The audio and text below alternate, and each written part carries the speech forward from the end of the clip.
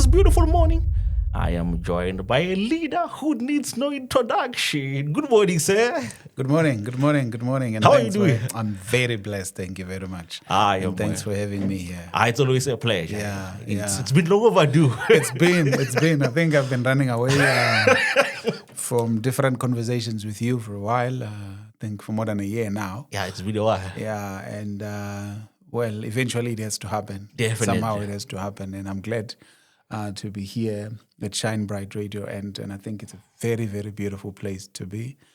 And as I took a tour today, I'm like, you know what? This is a place where many other young Black people ought to come and see that beautiful things can be created from a local community, from a township, from a town, just by an ordinary human. You know, something, a few years ago, there was something else in this area. And then here we are today, completely turned around facility, beautiful facility, beautiful things happening here. And I think it's a story to be told as well. And I'm listening to the sound as well. And I'm like, wow, okay, something is coming out big in Polokwane. So yeah, but I think for me, say thank you very much for having me here. It's also good to be with you. I can't wait for this discourse, this conversation that we're going to have, and how it get consumed in the world. Definitely. Yeah. Thank you so much. You know, if there's one person that I've been looking forward to having, it's you. Hey. You know, because we began, remember when we were recording the conversations via phone? Yes. And we bought some mics, Nylanhla, then we upgraded every time.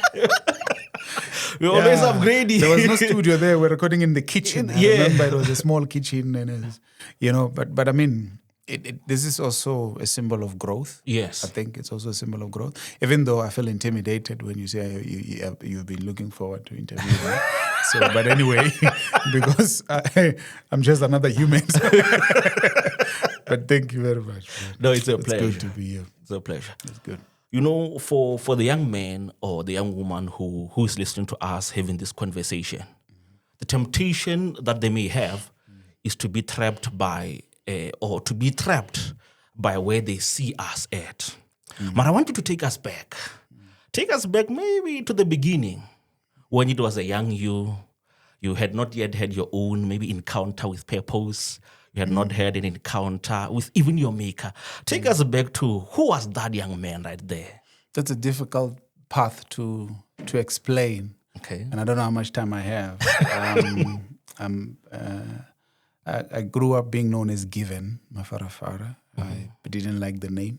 Okay. When I grew up to understand what life is, I used my second name as my first name. Okay. My mom gave me the name Given because I was a gift to her. Oh, wow. There were circumstances that surrounded that some more than 4 decades ago. And then she also called me Nhlanhla. Okay, wow. Which is translated fortune, Mahlatsi Kaspedi. And I think that's the name I resonate very well with, that I am a fortune. Okay, wow.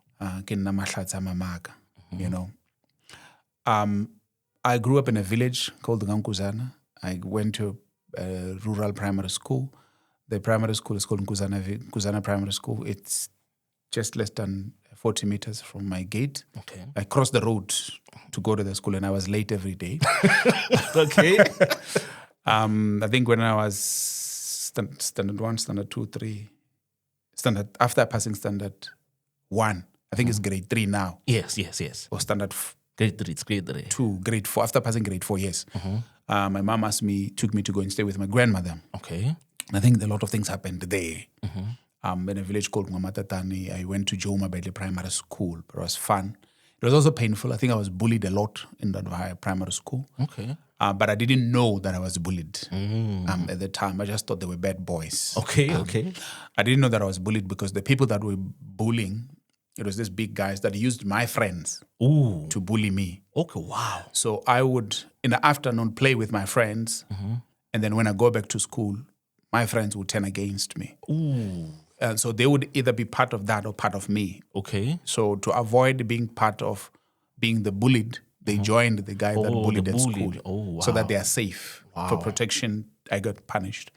But I didn't really pay attention to that. Fast forward, 1997. I think this is a year that I will tell a story about many, many times over and over.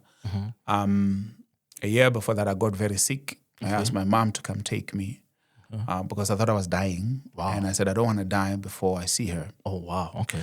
So she spoke with my dad. Then they took me to Tembisa. We stayed in a squatter settlement called Madela Kufa in Tembisa. I went to a high school called Tembisa High. There. My life turned. My life, I saw things. So if I was reading the Bible, I would say in the year that I went to Tembisa, I saw the Lord.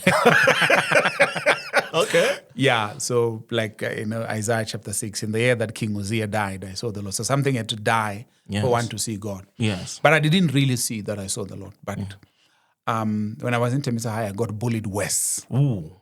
Yes, so that's where I knew that I was bullied. Okay. I knew this was not right. I knew this was uncomfortable, but I was so scared about it. Okay, wow. I was extremely scared about that environment because I would go to school and these big guys would do things to a small. I was little tiny. I was very tiny. I didn't know there was a room to cry. I didn't know there was a place to report. I didn't know there was a place to complain. So the one thing that I did was I would carry my backpack and then put it in my desk and then walk out of the school. Okay. I went to school for January until May. In May, the bullying was rough. Whoa. So I said, I can't go back to that school. So May, June, I didn't write the June exam in grade 8. I dropped out in grade 8. Wow. My parents didn't know that I dropped out until September. Ooh, okay. Because I woke up every morning. I carried a school backpack, carried my lunch bag, dressed like every other school kid, and I walked with every other school kid. We went to the school. It was beautiful. I jumped fences to get out because sometimes I would be late to arrive at the gate. So they would literally close and lock the gate. Oh, yes. Immediately when the time for the school to start. Okay. So the only way to go was to go to the sports field, jump over the tennis court, and get out.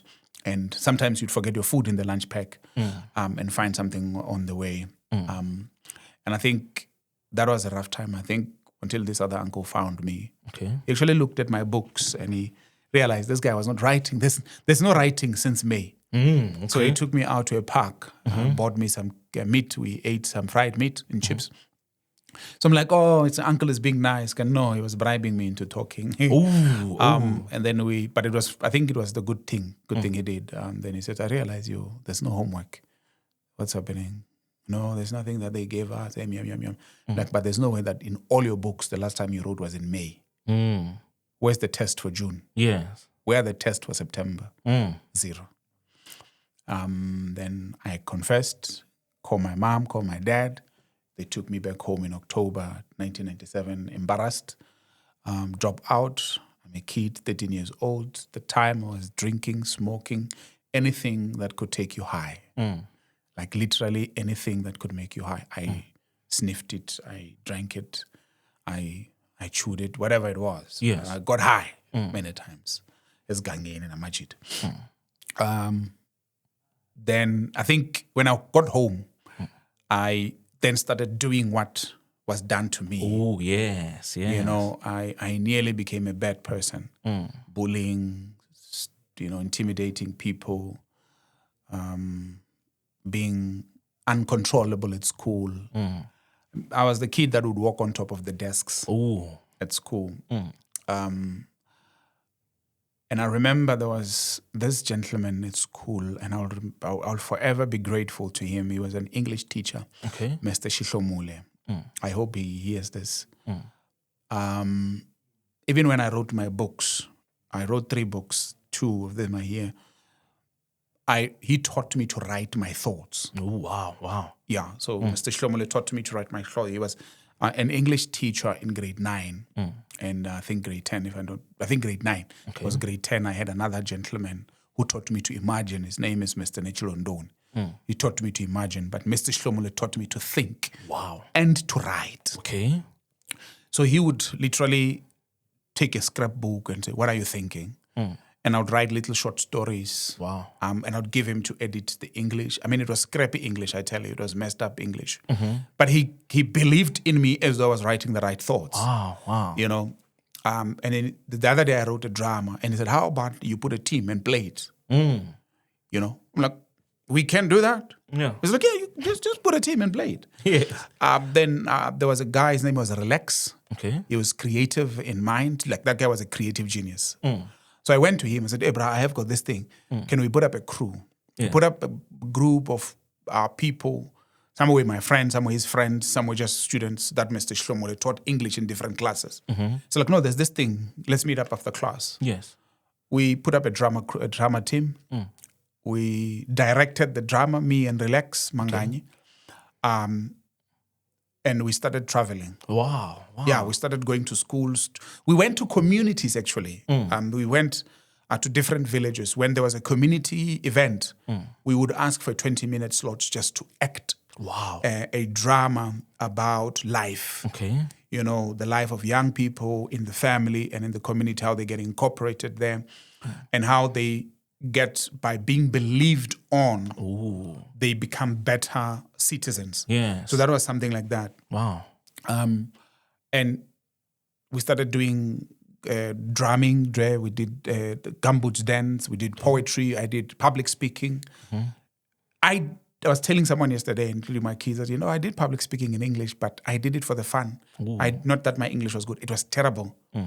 And looking back, it's the confidence that brought me here today. Wow. When I was in grade 10, my dad passed on. I think I was grade 10 or grade 9. I was about 16. Before he passed on, he gave me a gift. Okay. And this is now to answer your question. Before I met with purpose, what happened? So 2 things happened. My mom forced me to church. Okay. She forced me to church. I got saved, accepted the Lord in the year 2000 on the 18th of February. That was where my life, on a spiritual context, locked up with destiny, I changed there. But after that, my dad sat me down the other day, asked for my homework, and he read my books. He was only counting the ticks because that's all he could read. Okay. He could not read the words. And he would lash at me if he sees a lot of wrongs. Okay, wow. The bigger the wrong, the bigger the lashing. Ooh, okay. Wow. Because he would think, I failed so much that the teacher wrote a big wrong. Big one.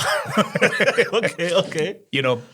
But he said a few things to me. One, he said to me, read books. Because when you read books, they will open you to a world that nobody can take away from you. Wow. Number one. Number two, when you read books, they will teach you to think in such a way that you'll be able to have conversations with better people. That's what he said to me. Wow.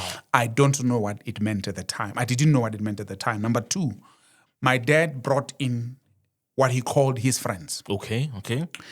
Uneducated as he was, he had friends who were teachers. He had friends who were principals, who had businesses, who were police officers, who were nurses. Those were the people in the crowd. Yes. He introduced me to a group of men, and he said, these men, if you need anything, including politicians, if you need anything that I'm not able to do, go to them. Wow. So he introduced me to those men. Wow. It was a long list. There were 2 that I can mention, profoundly proud. One was Mr. Matebula. He used to teach agriculture and Afrikaans. Okay. I hated Afrikaans, so I didn't like him. Okay. But he taught agriculture. Okay. Mr. Matebula from Mwamatatane village. And then the other one was, he was the mayor of Makhado at the time. Okay. Mr. Sariel Nkuzana. Okay. I didn't like politics. Ooh. So I could not relate with him. Okay. But these are the people, these are the men, the 2 men that stuck with me. When I messed up, they would call me. Wow. And say, stop it. Whoa. Stop it. And then the last thing that my dad gave me, this is where my life changed. Last thing that my dad gave me, he had a backyard garden. Okay. So I loved to go and dig out the onions to see how big the bulb was coming. Okay. And he had potatoes. And I would dig just to keep on checking if the potatoes were growing. Yes. The other day he found me. I hated him sending me to the garden, but when he was not there, I would go and dig up just to see if they're growing. Okay. The other day he found me digging up potatoes, and he said to me, don't do that. I said, but I want to see if they're growing. Yes. He said, they are growing. As long as you see the leaves green, they are getting the nutrients, they are growing. Wow. I said, but I'm not interested in the leaves, I'm interested in the potatoes, the bulbs. He's like, let me tell you something. these plants are not ready to be dug out. Ooh.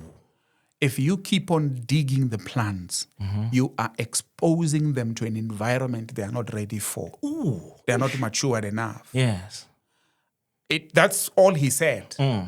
But I go back to the lesson in that conversation. Yes. Is don't expose yourself when you're not ready. Yes. Don't expose purpose when you're not ready. Yeah. Don't expose your gift when you're not ready. Yeah. Don't get into commitments when you're not matured for them. Wow. Doesn't matter.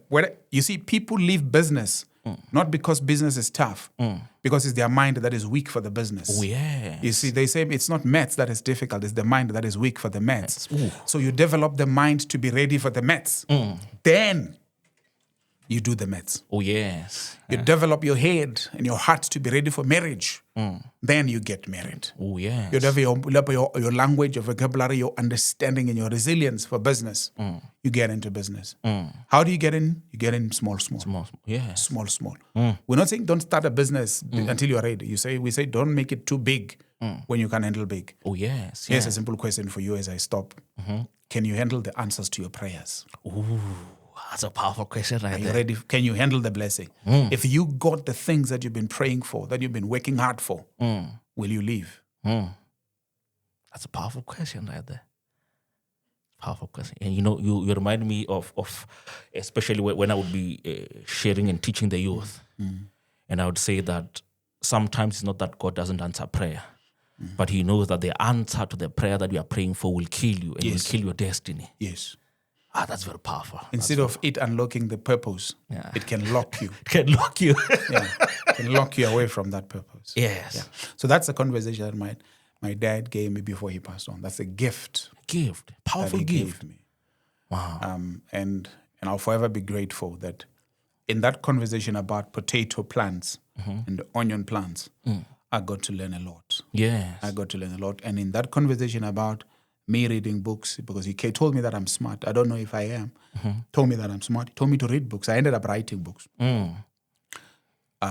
It sort of unlocked my world to a different environment. And I find solace in books. I find solace in knowledge, in podcasts now, in absorbing information.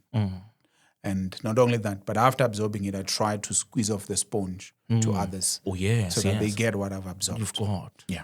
Wow. That is very powerful right there. That's very powerful right there. Thank you. There's a young man who is then listening to us. Okay, I've got it now. I've got the foundation. I know where it began. But I'm struggling right now. I'm trying to understand my destiny. I'm trying to discover who am I. Or is a young girl out there that trying to discover themselves. There they are. They find themselves there. Here is your dad who says to you, read books. Here are the mentors who say, no, don't do that. You are going to be exposing your gift to something that you are not ready for. Here you are, you've just had an encounter, you are born again. Is it then the time that you discover your purpose? And how was that about? Look, there's no one size fits all to purpose discovery and unleashing. And please don't go out and assume that this answer will fit everything. Yes. And the fact that I learned mine and I discovered my issues like that doesn't mean you will. Yes. Some dream it. Some get thrown into a deep end and they come out gold. Some, it'll just be a light bulb. I mean, people, even in the Bible, were called differently. Yes. Some were found fishing. Some were found collecting tax and calculating tax. Yes. People were different. Some was going on, the ones who were on their way to kill others, and a light flash on their faces. Yes. Paul. Others were minding their own business, so different things. But amongst all of it, what I think for me is central in all these things, as you discover your purpose, is usually your pain is your pulpit.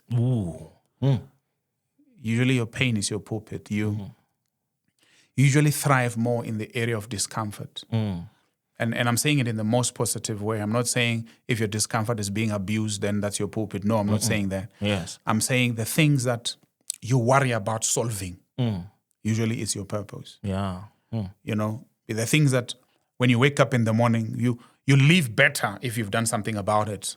That's your purpose. You know, there are people who live better when they've sold something. Oh, yes. Yeah, they just want to sell something. They can even sell you rocks and you'll buy them. Yes. You know, they just want to sell. And then the people who just want to produce something, they want to create something tangible, be it a cloth, be it a table, but they just want to produce something. I enjoy the smell of wood, but it doesn't mean that I'm a carpenter. I just love it. It's a place where I distress, cut wood and join them with a screw and glue and whatever. But there are people who want to produce a cupboard. Yes. They want to, and they feel good about it. Yes. There's another part. So it's either the pain is your pulpit, or is this thing that you could do for the rest of your life even if you're not paid for? Oh, yes. What is that one thing that you see, I could speak every day, all day, even if I'm not paid for. Because I think my purpose is contribution, right? My purpose is to contribute, but I contribute at the level of intellectual development to help ordinary people to think differently, to develop themselves into extraordinary, innovative, solution-oriented, and productive global citizens. That is my call for life. And I do that by producing content in the form of books. Even on my social media, I don't just write for the purpose of striking a conversation. I write for the purpose of striking a chord in your thinking. Yes. So if I post something, I'm trying to invite someone to a thinking space. If I write a book, I'm inviting you to a thing. So my books don't provide direct answers. They provide indirect answers. Yes. So if you read my book and you don't think, you'll think this book is difficult. Oh, yeah. Yeah, you're like, no, it's not for me. If you think, read my book, step to the next level. It's about process of relentless working and taking action. So I'm inviting you to a place of thinking. So people discover purpose in some of those. Others, it comes through a dream. Yes. But the most critical one is, it doesn't matter whether it's the thing that excites you or it's the thing that is painful you want to solve. There will be a burning inside. You will feel this longing to do it. You know, the late Dr. John Tibani once said, I met him when I was in high school doing grade 12, 2003. And he told a story how he was a medical doctor and quit. Yeah, he was a qualified, studied at Medunsa, completed medicine, registered with the Health Professions Council of South Africa, and practiced medicine for 6 years after qualification, and he quit medicine. Who quits being a doctor? Today, because the people think about it, because it produces it's a lucrative career financially. Yes. He quit it. He said, it wasn't for me. Ooh, wow. It wasn't what I was born to do. I was born to speak. He said, and when he said he was born to speak, he was saying, I was born to motivate people. Wow. He said, my life is made, God made me to motivate people. He said, I quit medicine to become a motivational speaker. Only. And until he passed on, the only thing he did was to stand on a podium and motivate people. Wow. It's the power of purpose. And whether he was paid or not, I mean, he traveled to villages where they couldn't afford him. Spend his own money to go and speak. Yes. So that he encourages somebody. He motivates somebody to pursue purpose. Yes. To find something inside of them that they're worthy to die for. I think it was Martin Luther King Jr., if I'm not mistaken, who said, a young man by the age of 25, by the age of 21, if he has not found something that he's willing to die for, he's not worthy to be alive. Oh, yeah. So what is the cause that drives you? We can't give it to you. You can't. No, nobody can give it to you. You'll find it inside of you. Yes. That's very powerful right there. It's within. It's within you. It's within you. It's within you. Yeah. That's very powerful. Here you are. You've just discovered your purpose. And the mistake that a lot of people then tend to think is that it would be an easy journey. They think that because now I've discovered the assignment that God has for my life, now it's going to be a smooth sailing. They forget that you have to go through the process. You have to get refined. That purpose needs to go through challenges so that it's refined.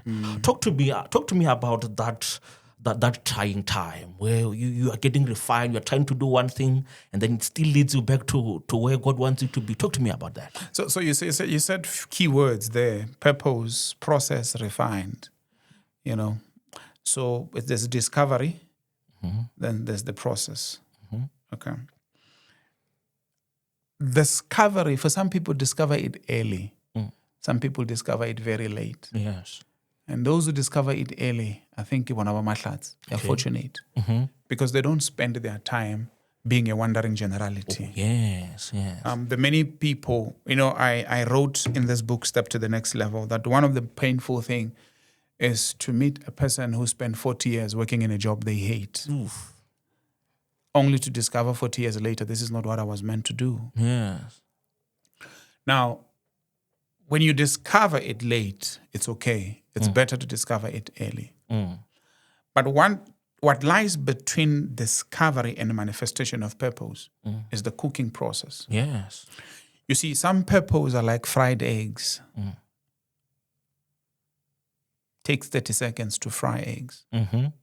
Some, they are like smoked roast. They're like smoked beef ribs. It takes about 12 hours to smoke steak to a good taste. Yes. Tender, succulent, and flavored. 12 hours. 12 hours, yes. Because it shouldn't be cooked on fire.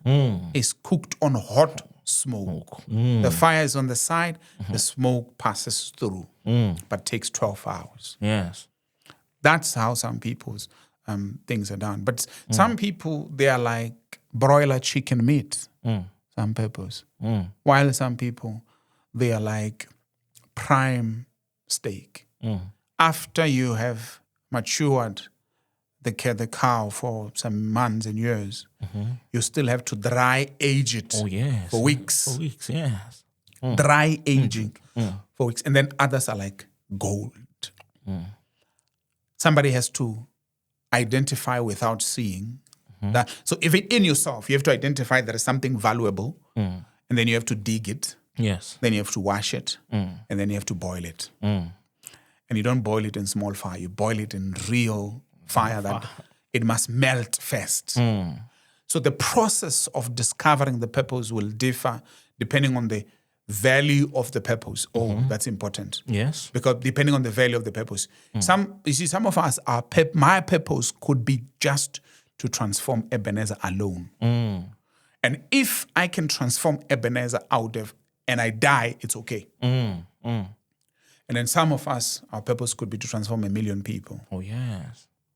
So the energy, the pain that it takes to deliver one baby and to deliver triplets, it's not the same. Yeah, it's not. It's not the same. So the journey, don't ever compare yourself with anybody. Yes. Because you would want to use my journey. You would want to go into drugs. You'll go into drugs and never come out. Never Baba. come out, yes, yes. You'd want to go to, there are people whose journey began after they were arrested. They had to go to prison. Yes. That's where they get to meet with themselves. Because in prison, when they're sitting alone, they have more time to think and they realize, or in prison, they meet somebody else.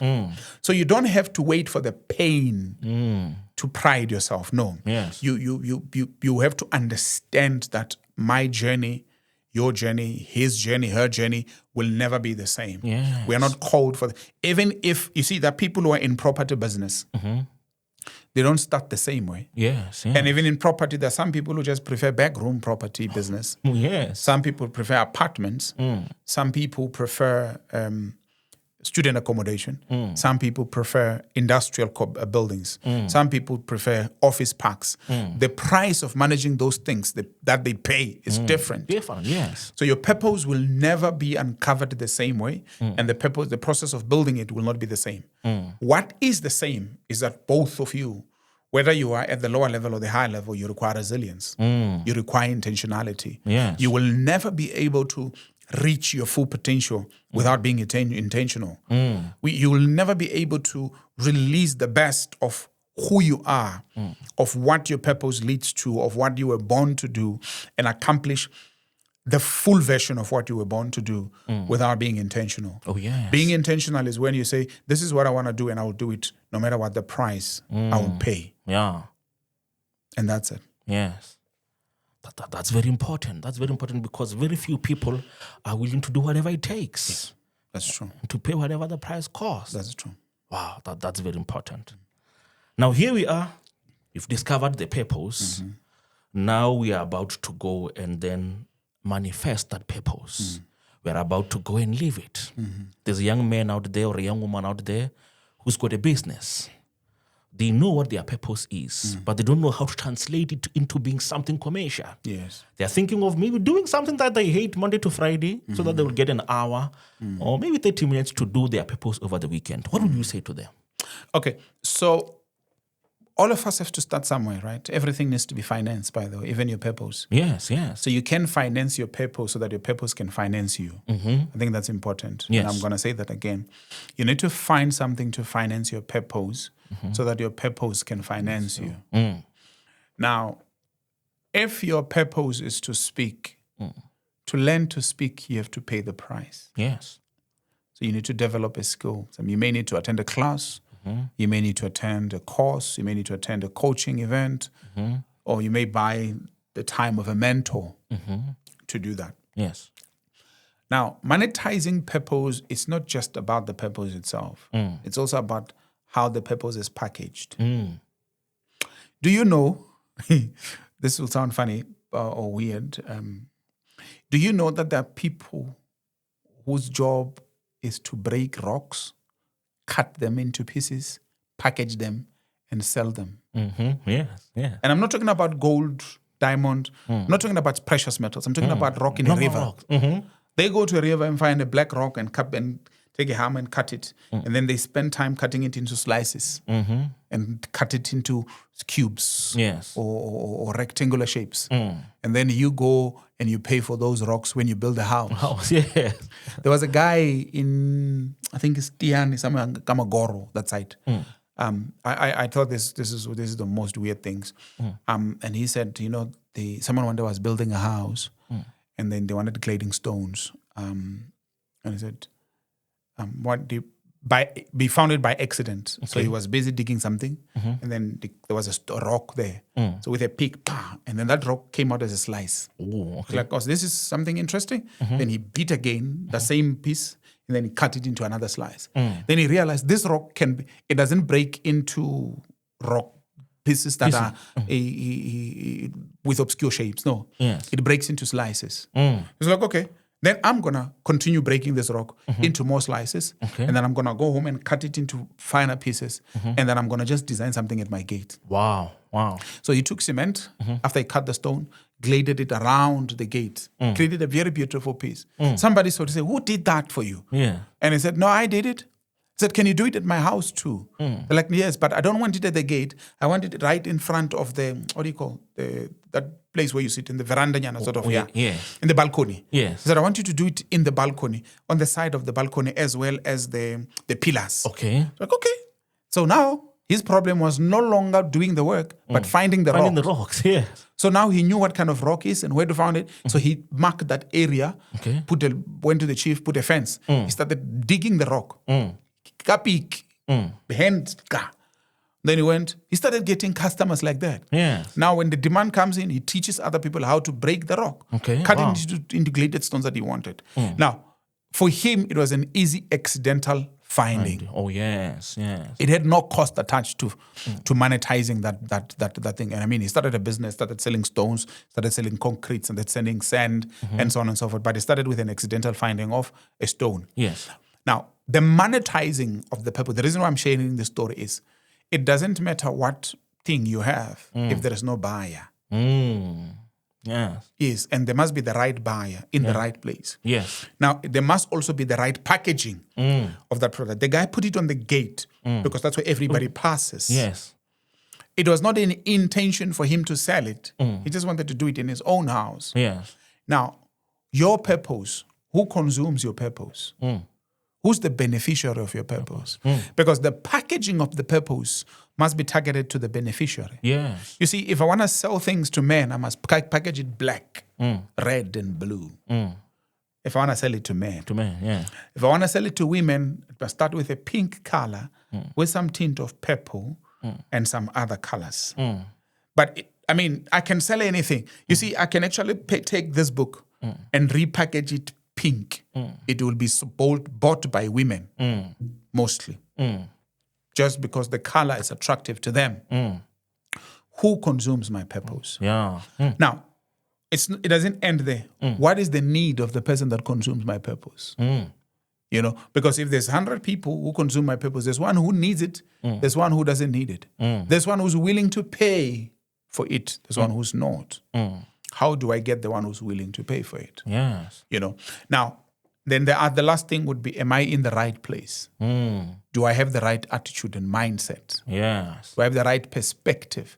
So you must be in the right place mentally, you know, in your attitude. You must also be in the right place in your heart, your willingness to do things. Yeah. You must also be in the right place physically in terms of being at the right place where the right people are and having the right conversations. You see, we can ride on the bus from here to Joburg and come back, and you can still come back hungry while you're sitting with a person who owns a restaurant. Oh, yes. Because you're not having the right conversation. So you need to understand that I need to position myself in the right place, having the right conversation. People, you always hear people, how did you do this? Look, I was just at the right place at the right time. It's true, but it's not an accident. People position themselves intentionally. Yes. There is something, it's called the power of showing up. Your purpose must show up. You must show up with your purpose. Yes. And you must show up on purpose. So don't assume that because you're gifted in speaking, people will discover you. Oh, yes. No. Yes. You must intentionally package your voice and put it out there with the right algorithms for the right people to find it. Yes. You know, the other day I was talking to, can't remember when I was talking to young people like that, but I was talking to people somewhere. Okay. And I said to them, you know what is painful today is that people with the greatest voices, musically speaking, are not recording. Oh, yes. People with terrible voices and terrible lyrics, they are recording and they have followership. And they are getting booked. Yes. And you know what they did, these people? They just went on their phone, recorded a little weird video. Somebody, you know, no matter how terrible things are, someone likes it. Yes. and for some reason, they got invited. I mean, I used to watch, there was this show on what was it? I can't remember what it was, but it was a gospel music show on DSTV. Okay. So when I come back from school, when I'm out, back then, before we had the advent of this online video streaming, we would watch that. But I would watch people who, I'm like, why are they even here? Who gave them the audacity to believe that they have the right voice? Yes. And that their music is good enough? And now it's being played to be listened to by millions of people every day. And now these people get booked depths. You're singing in gigs, in concerts, in conferences, but they have nothing to offer. Yeah. You know why? They showed up. Oh, yes. Showed up. They showed up. You have something to offer, but nobody knows about it. What's the point? Yeah. Wow. Show up. Show up with your purpose. Show up with your purpose. Lastly, I can tell a story that Oprah Winfrey once shared, that there was this woman who baked cookies and cupcakes and scones. And she baked for a small, intimate party where, coincidentally, Oprah Winfrey was attending. And then Oprah liked the cookies and asked, who baked these things? Yes. The host said, no, it's that lady right there. Oprah had a conversation with her and asked, would you like to bake for my show? Just once. Just bake something and supply it to my show. She said, okay, do it. Oprah being Oprah, tells the production team to prepare or to place an order properly, officially, so that they can pay. And then invite that woman to the studio to deliver them herself. Yes. And give it to the Oprah's to audience. Now, the production team tells to the woman, how do people place orders for your cookies? Okay. The lady said, online. Okay. I said, okay. And he said, okay, let's test your website. Then the production manager said to her, you need to upgrade your website. Okay. How many hits per second can your website take? It was a low number. I said, no, you need to upgrade your website. Yeah, increase the bandwidth. Yeah. Please upgrade your website because it must take more than 1 million hits per second. Yes. He's like, what? She's like, yeah. He's like, yes, it must take more than 1 million hits per second. Yes. Like, no, there's no way that it will. No way. You argue your mediocrity. Yes. By the way, if you argue your excuses, you will keep them, right? Yes. So she argued. She did upgrade it, but not to the specification of that production guy. On the day that she appeared at Oprah Winfrey's show and she present the cookies, Oprah introduced. I mean, Oprah is Oprah. When Oprah spoke at the time, the world listened. Yes. She would sneeze, everybody catches a cough. Right? They present the cookies and she introduces the woman. While they are talking about it, they flag the website of that woman where you can place orders for the cookies. Yes. Within a minute, the website crashed. Yeah. Couldn't handle it. It couldn't handle it. It crashed. Now, why did it crash? She didn't listen. She didn't show up at the right way. Yes. You see, when you have a gift and a purpose and you package it for an audience, do it in such a way you're ready to take the next order. Oh, yes. Oh, yes. So I cannot come here and display my book when I don't have copies to sell. Yes. If somebody sees this, they need a copy today. Yeah. I must be able to deliver. Yes. If I'm not able to deliver beyond this room, I must not show it. Oh, yes. Ooh. And I must not show up. And that is how it works with purpose. So the people, I need to know the people, and I need to be intentional, and I need to show up. When you show up, I show up at the level that I want to be consumed. Oh, yes. Wow. Right? I want to be consumed this way. And I want to be consumed by this people. I remember I listened to Reverend T.D. Jakes. He said, when I'm invited to preach to 10 or to 100,000, I preach the same way.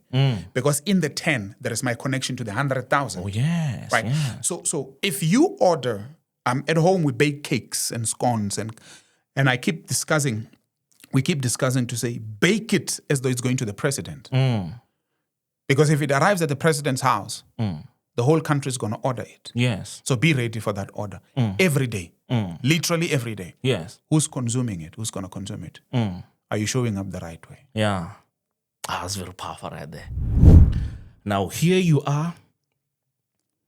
If there's one thing that a lot of people miss, especially when it comes to purpose, it's the people that they are around.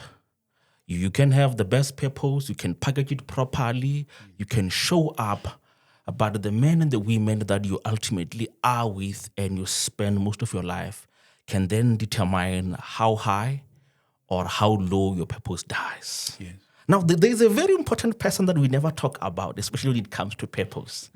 And in your life, we'll talk about Trina here. A woman who then said, oh no, this young man has got dreams. I have captured the vision. I've listened to him and I've listened to the vision that he has and the things that he wants to achieve. Let me be the one to pay the price with him. Let me be the one to do whatever it takes to ensure that when he leads, I will be able to follow. Talk to me about her. Look. I don't like talking about my wife. Okay. So I'll keep it short. Let me tell you this part that I think would be critical. If you marry wrong, you die wrong. Eish. Yeah, that's important. Dreams can be killed. You see, the people that will kill you are not far from you. Yeah, the people that have ability to poison you to death. Yes. Intellectually speaking, it's not passers, people that are passing by. It's people that know you intimately. Oh, yes. So it's very important. Look, I have a partner that is like a springboard. So if I go floppy, she pushes me up. And vice versa. And that's important. And it's the same with purpose. Yes. You have to surround purpose with people who feed purpose. And then you sell purpose to people who consume purpose. Yes. But you surround yourself with people who are the anchor for the purpose. Yes. Right. And there's so many instances that we can talk about through life. Everybody that wants to go through a door meets somebody that knows the door. Yeah. You have to meet somebody that knows the door. Yes. You see, and I can use an illustration of this building where we are. When you took me through a tour, I saw things on the wall. I thought they were decoration, and they were entrances. I didn't know they were doors. Yes. They don't look like doors. They have handles. You have to really pay attention and spend time studying the wall inch by inch to see the handle. Yes. I'm telling you the truth. I thought they were just decorations of the building because this is a sound environment. Yes. So what's outside and what's on the inside is the same. So you won't know which part is the door. Yes. So every one of us that entered a better room, a room that propelled us to the next level, had to know somebody that knows the door. Yes. All of us need to know somebody that knows somebody who knows somebody that knows somebody that we want to meet one way or another. Now, that is where issues of mentorship and coaching comes in. Issues of networking comes in. Right? There's no point in having a beautiful gift and a beautiful talent when you are not known by a sponsor. Oh, yeah. A sponsor, it's not a person that pays financially, but it's a person that links you up to the next space. Oh, yes, yes. In academic language, they call it a promoter. When you want to do a master's degree or a PhD, you have to, before you get your final admissions and everything, you have to write up a protocol or a mini draft research proposal. And then once a supervisor must like it enough to agree to supervise it. Wow. That person is called the promoter. In network marketing, they call them an upliner. So for me to enter a certain market, there must be somebody that introduces me to the market and to the product, teaches me the product, teaches me how to sell the product, and then introduce me to their doors, their networks. So my upliner would host an event and invite me to recruit, because my upliner knows that if I recruit people, she goes up or he goes up. So my upliner doesn't have to worry about selling the product. My upliner has to worry about enabling me to sell the product. Then after my upliner has enabled me to sell the product, now they have to enable me to recruit others to sell the product. Yes. The same way that my upliner would have recruited me. It's the same it goes like that with purpose. But with purpose, it's not only about recruiting and opening a door, it's also about protection. Yes, yes. So I need somebody who will not only protect the product that I'm selling or that I'm bringing to the market, but who will protect my mind and my integrity. Yes.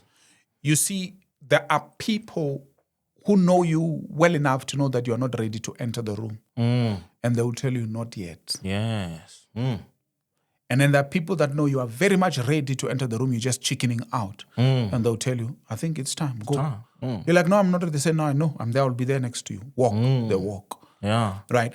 You need those people. Now, the other people that I don't think we really like is the people that will tell us we're full of nonsense. Yes, yeah. The people that tell us the truth that we don't like to hear. Yes. Purpose is protected by people and can be killed by people. Yes. When Joseph was 17 years old, and for those of you that read the Bible, the scripture says that he shared his dream, his visions with his family, and they hated him. But they used the excuse of his coat to sell him. Yes.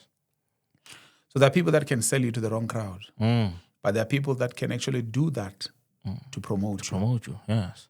So with Joseph, hatred was his ticket.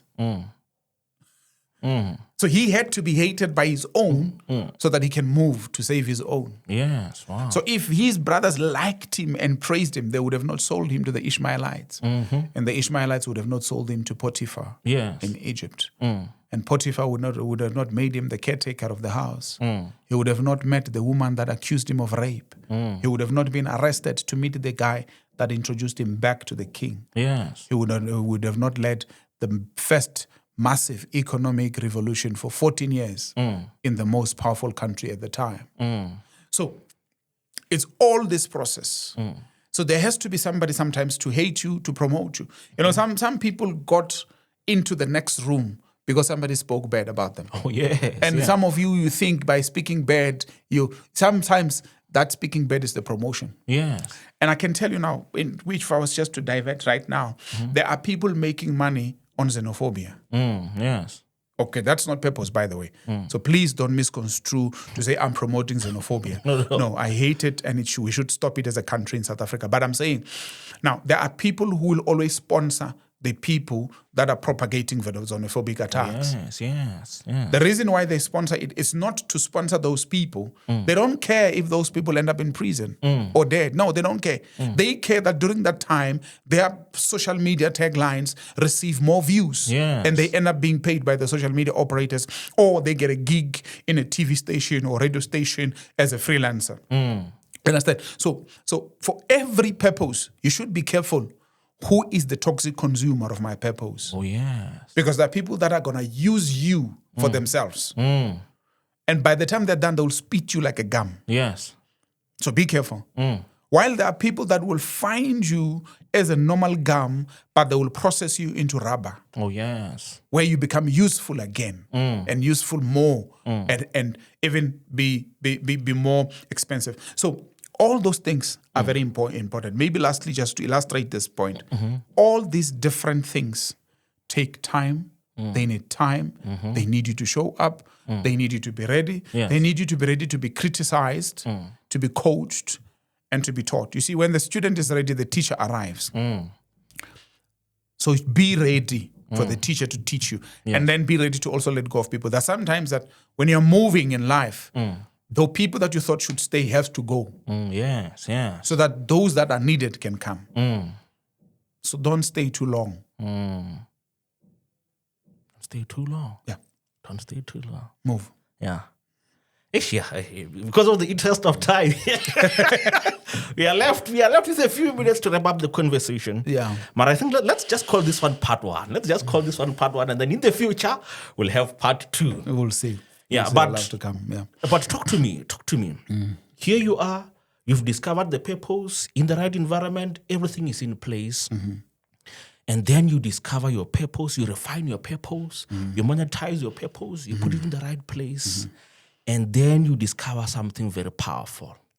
That even though my journey or my beginning has been had its own challenges, but I need to finish with a bang.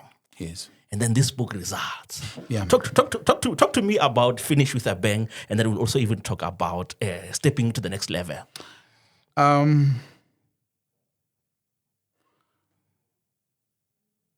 me read something here. Okay. 20 years from now, you will be more disappointed by the things you did not do than by the ones that you tried to do and failed. Life can sometimes put you in a place where you feel like you are pressed between a hard place and a rock, stuck and frustrated, as if all hell rises against you. On the other hand, you may have a dream or an opportunity that's so big, but when you look at yourself, you measure small against it, and life throws punches. Take the opportunities and challenge yourself, right? Now, when I wrote this book, I was looking at people who took the punches. Okay. You don't finish a bang if you don't take it. Yes, You don't. So when I wrote it, and I want to read from the back, that I had met so many people who started so great, but died as if they never existed. Ooh, yeah. And then there are people who never started at all. You know, there are people who prostitute with ideas. I hope that language is right. But people who prostitute with ideas is people who manufacture ideas and throw them away. When they wake up in the morning, they have an idea. Tomorrow they have an idea. The next day they have an idea. Like they have millions of ideas every moment, but they never try one. Never execute. You know, that's very important. So now I want to read something that was written by B.C. Forbes. I put it in the book. How you start is important, but it is how you finish that really counts. It is easier to be a self-starter than a self-finisher. The victor in the race is not the one who dashes off the sweetest, the swiftest, but the one who leads at the finish. In the race of success, speed is less important than stamina. The speaker outlasts the sprinter. So in this book, this book, it's not about how you start, but how you lead your life to significance, impact, and building a legacy at any level of your life.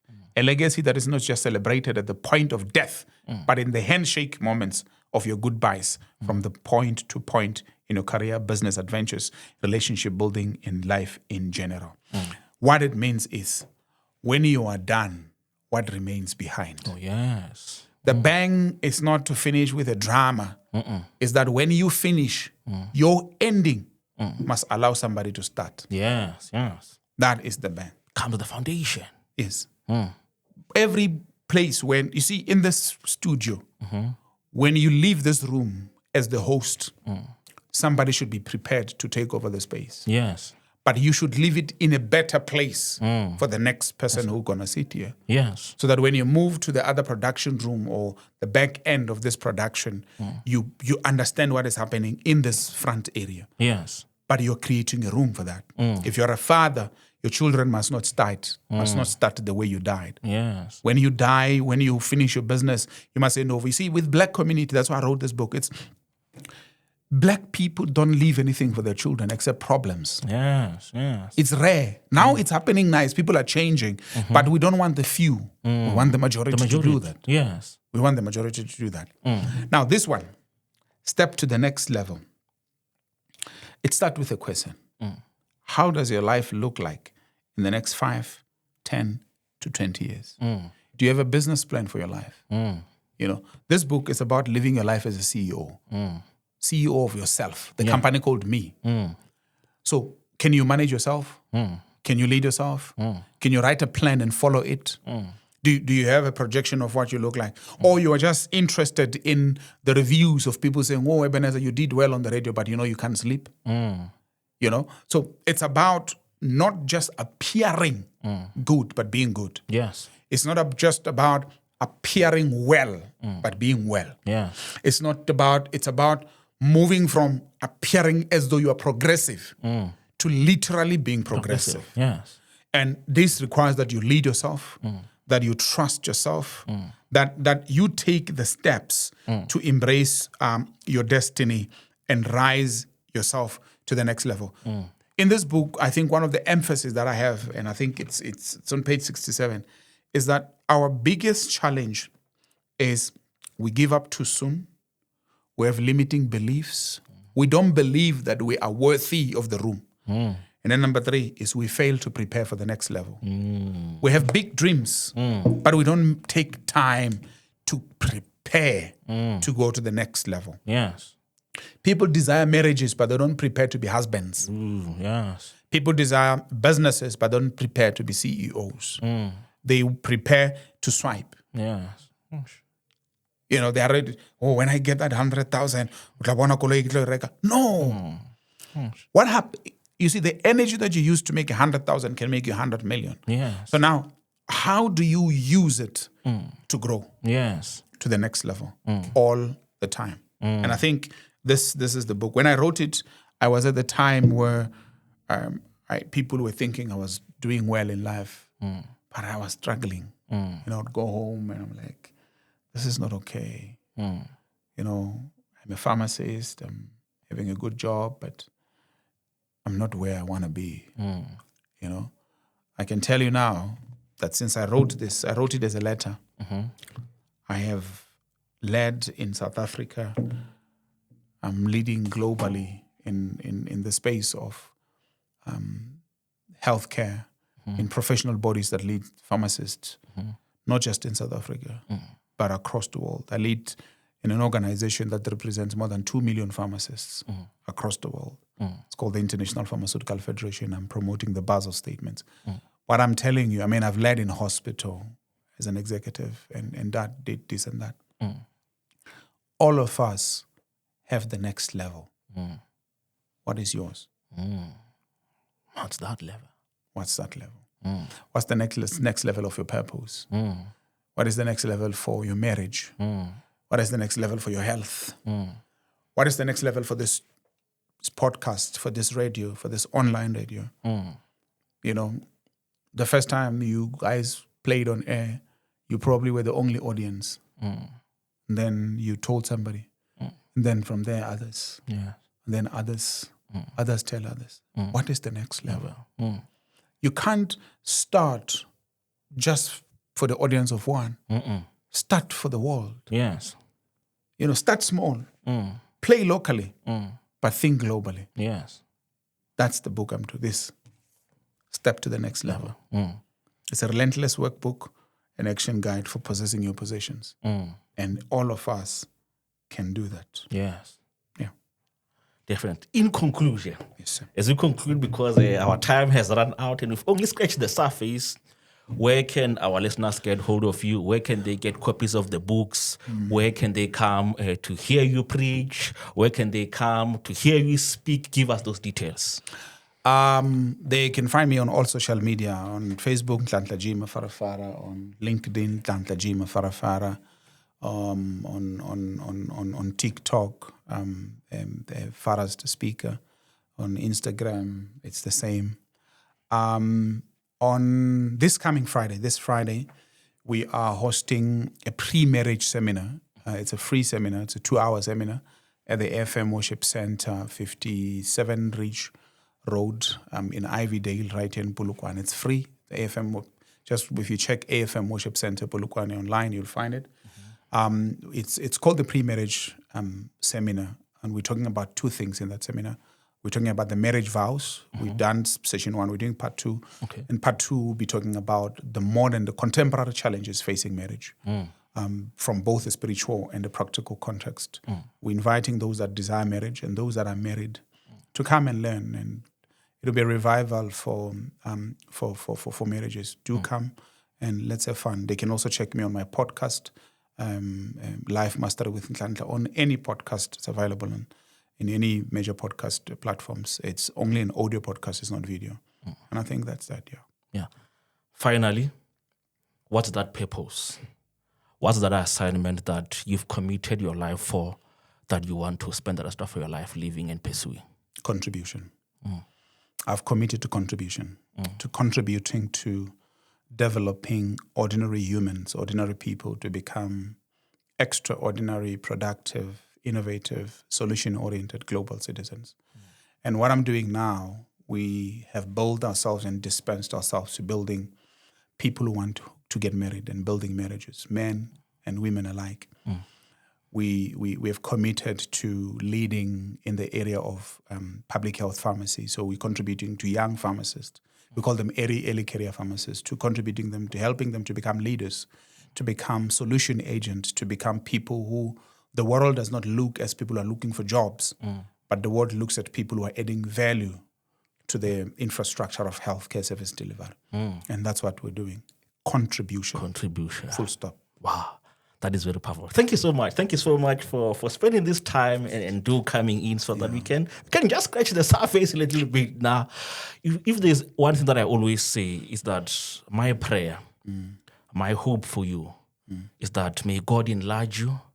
May He ensure that in whichever spheres, in whichever systems that you want to contribute, may He give you the strength, may He give you the energy, may He connect you with the right people that will lift you and get you where you need to be. And most importantly, may He continue giving you the strength for you to pursue and fulfill the assignment that He has for your life. Amen. Amen. May He do likewise for you. And thank you for having me here. It's been fun. It's been great. I think I've delivered for my assignment for the week. I can sleep. I'll wake up on Friday, the 8th, to go and speak at the marriage ceremony. Definitely. Thank you so much. Yeah, thank you so much. And